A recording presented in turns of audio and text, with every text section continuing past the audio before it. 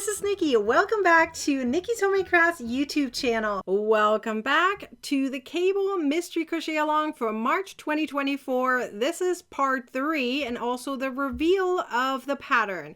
You learned how to do a 2-stranded cables in rows. You learned how to make it in rounds yet flat, which means it's a granny square, and where we only used front post stitches. Here you also use back post stitches.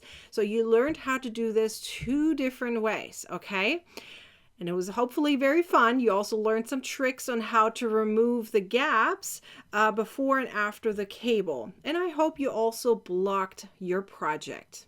But let's talk about it. Using Mary Maxim's Glimmer yarn for this, I used for this project color lavender, but for this, for the actual tutorial, I used the color salmon just because I made it easier to see. We're also using a 4mm hook. But remember, you can also use any other worsted yarn. Just make sure it's the same for the entire project. And the written instructions for this pattern, including part 3, is at the link down below in the description. You have 2 different choices on how to get this pattern. You can either get it free to view with ads on my website, and you can just look at it, just ignore the ads, but it is free to view for you.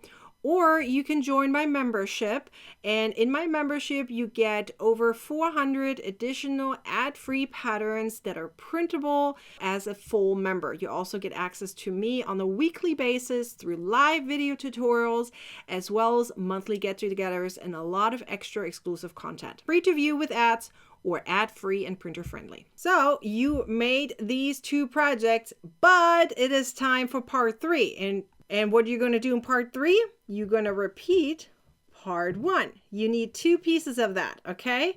So repeat part 1, so you have 2 of the exact same pieces, okay?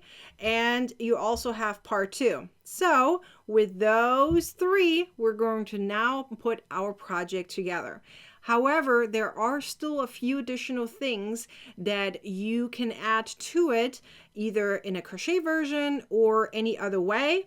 So let me show you what I'm actually making. You're going to take your granny square. You're going to fold it in half such that it's a triangle, okay? You can weave in your ends, of course, no problem. You're going to take your other 2 squares, once you're done, of course, right? And you made all 3 in total. You're going to fold it in half like so. And then you're also going to take this one and also fold it in half. Okay. So now what you're going to do is you're going to line it up. Okay. And then the way to line it up is simply by looking at these lines. So we have these front post lines. They should be touching, and your cables should be touching. Okay. Like so. And now we have a cute little bag. So all you have to do now at this point is sew all of this together such that we have a bag. Now, the parts that you need to decide on your own is, number 1, do you want a bag? You don't have to make a bag. You could make another one right here, any other one. I would recommend in that case maybe making the granny square one more time without the front post stitches, so that way they're not just hanging over here, right? And make a 4th square, and then you turn it into a pillow. If you don't need a bag, make a pillow. It is super stylish, it looks super pretty, and you have the cables kind of all the way around, right? So that's one option. If you are going to make the bag like that I will, then you can add a flap here if you wanted to. I won't, because I like to just dig my hand into it and then move on. You can also add lining if you wanted to. I actually highly recommend it. I personally won't do it, okay? But you can totally add lining to it because you know there are some gaps here, especially here, right? And you don't want things falling out, so you could add some lining to it. I have a video on my YouTube channel that teaches you how to sew your project onto a bag if you wanted to. It has a zipper part to it, but again, you don't have to do that. You can just make your lining, sew that lining together into those shapes. You know that they're 10.5 each. So once they are sewn together, those pieces, those squares, right, then they need to be equivalent to the 10.5 inches for all of them. And then you can just sew it on all the way around here. And then the last question would be probably for you guys would be, what kind of handle are you going to add? I'm going to add some rings right here, okay, on each side, and I'm going to add a leather strap because I personally have this experience that crochet being very stretchy makes the bag usually hang way too low, or after a while it hangs too low, and I prefer not having that. So I'm going to add some rings right here, just sew them on and add a leather strap. You can buy them on Amazon. I have a link in the material section for that in the pattern. So in case you want to grab the same, it's totally fine. But one of the questions I've gotten in the past is, how do I sew? It's really funny because a lot of crocheters actually ask me that. It's like, you should teach us everything. The only thing you forget to teach us is how to sew. You always say, just do it. Okay, well, this time I'm going to show you how I actually do it. I prefer using the mattress stitch for this specific project because that way everything is nice and neat. Quick little reminder, before you start sewing, make sure everything is blocked, everything looks good, okay, and they're all the same size before you get started. So I'm going to use my yarn piece, my yarn end here, and we're going to sew this together. So let me get my needle going, and I'll show you how to get started and how I do the mattress stitch. And I do this pretty much all the way around. It would be on 4 sides, right? It's all around the granny square touching these other 2 squares. All right. So here we go. So we have one area, so I haven't sewn this part in yet, right? That's totally fine. So this is where my yarn end is. This is my last piece of my last square. So I'm going to take these and literally make the V's like parallel to each other. And we're going to literally go in and out of these V's, okay? So I just go through it like so. Now my yarn is a lot longer than you probably want to have it, but I'm going all the way around, so and I don't want to cut my yarn. And now I go back over to the other side, okay, like literally in and out of the stitches. You see that? I went into one stitch and came out on the other stitch. And now I go back over to the other side again and go in and out of the stitches. And you do this literally all the way around. Now this is the mattress stitch, okay? There's other ways on how you can sew this together. You can, of course, also use the whip stitch. The whip stitch just goes in and out, kind of on a loop, right? But it's very visible. So this creates literally almost an invisible seam because you going in and out of these stitches makes these 2 V's touch. Think of it like a kiss, right? They're going to touch like that. And it's going to make it very clean. And in between, after a few stitches, you have to pull here to make sure they come together. You can also make it into a single crochet or slip stitch situation. Just make sure that you're aware that that is very 3D like. So you're going to see that seam a lot more than if you use the mattress stitch. Again, it's totally up to you on how you're going to connect these 2 pieces together, or in 3 pieces in total, right? And now I'm just going to do this all the way around, exactly the way I just showed you. And then I'm going to add my handles and I'll show you how it looks like in the end. And it's going to look like this when you're done.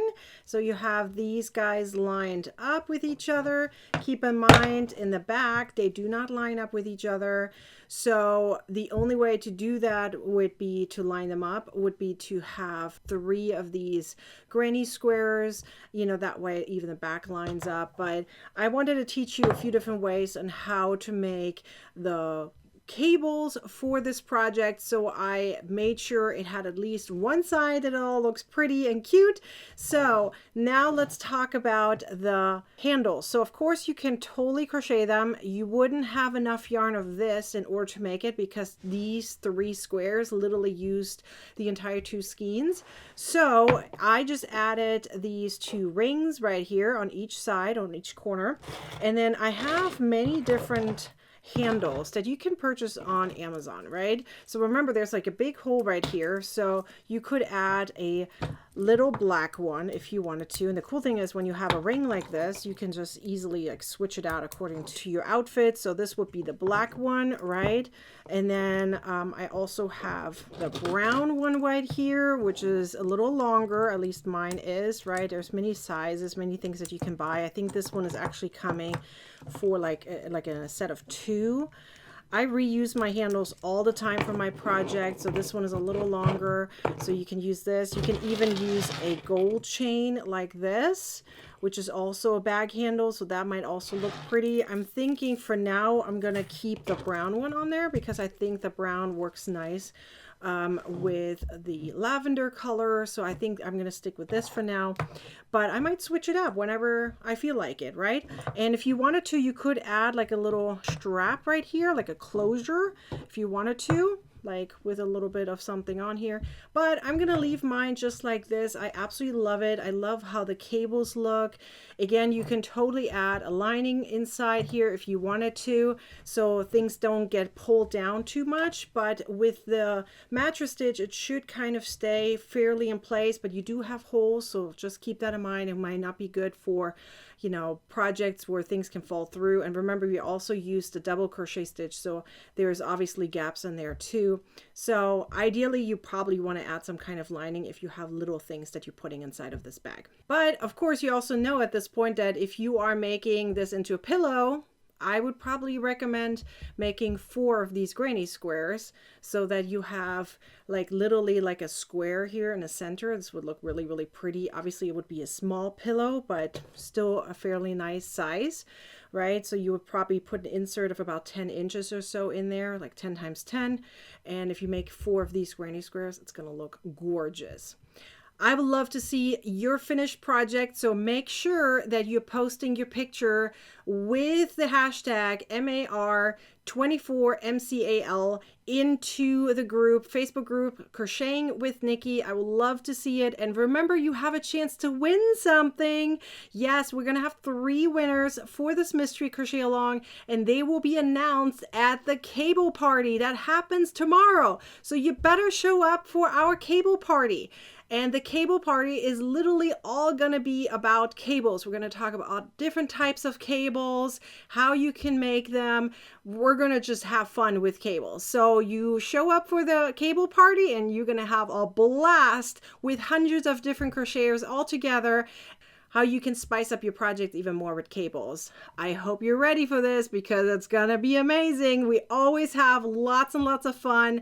So you will see at the end of this video, you will see a video pop up right here somewhere, and that is going to be the button that you're going to click in order to hop right into the crochet cable party. And there's a button that says notify me when we're ready, and you can click that, or you make sure that you watch your emails because I will send you a reminder when the cable party is about to start, like about a couple hours before, so that way you will remember. And in the meantime, I'll wait for your pictures for your final project. Yay, I'm so excited. Remember, the link is down below for the written instructions for this pattern. I hope to see you at the cable party. Until then, be sure to like, comment, and share this video, and subscribe to my YouTube channel and turn on the bell to get a notification next time I publish a new video or go live. Now go ahead and watch the next video. I'm sure you want to. I'll see you next time. Bye.